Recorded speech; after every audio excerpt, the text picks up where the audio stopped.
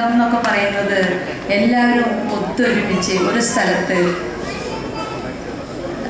പരസ്പരം ഒരു നല്ല ഒരു അണ്ടർസ്റ്റാൻഡിങ് കൂടി ജീവിക്കണമെന്നാണ് അതിൻ്റെ അർത്ഥം. അതുപോലെ തന്നെ ഈ കേരള സമാജം എന്ന് പറയുന്നത് ജാതി മത ഭേദം ഭാഷകൾ ഒന്നുമില്ലാത്ത ഒരു പരിപാടിയാണ് ഇതിലെല്ലാവർക്കും ഏത് നാട്ടുകാർക്കും ഇതിൽ പങ്കേൽക്കാവുന്ന ഒരു സ്ഥാപനമാണ്. ഈ സ്ഥാപനത്തിൽ പലർക്കും പല തരത്തിലുള്ള പല സഹായങ്ങളും എന്ന് പറഞ്ഞപ്പോൾ എല്ലാവരും അതിനെക്കുറിച്ച് എല്ലാവരും പറഞ്ഞു കഴിഞ്ഞു. ഇനി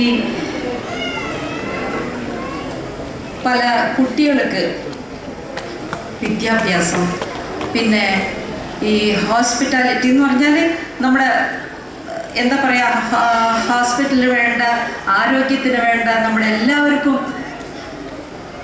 എന്താ ഇവര് ഡയാലിസിസ് എന്നൊക്കെ ഇവരൊക്കെ പറഞ്ഞു. അപ്പോൾ അതൊക്കെ ഒരു വലിയ ഉപകാരങ്ങളാണ്.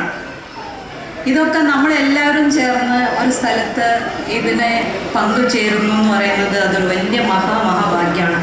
അതിൽ എനിക്കും കൂടി ഒരു പങ്ക് കിട്ടി എന്നുള്ളതാണ് എൻ്റെ ഒരു അഭിപ്രായം. എനിക്ക് വളരെ സന്തോഷമായി ഈ കാര്യങ്ങളൊക്കെ കേട്ടപ്പോൾ. ഞാൻ തന്നെ അതിശയിച്ചു പോയി.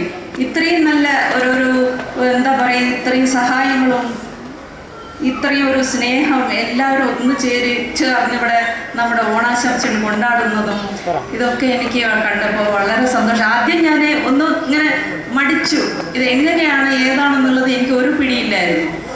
ഇവിടെ വന്ന പിന്നെയാണ് എല്ലാ കാര്യങ്ങളും സ്വസ്ഥമായിട്ടും എല്ലാം നല്ല സന്തോഷമായിട്ടും ഞാൻ ഫീൽ ചെയ്യുന്നുണ്ട്.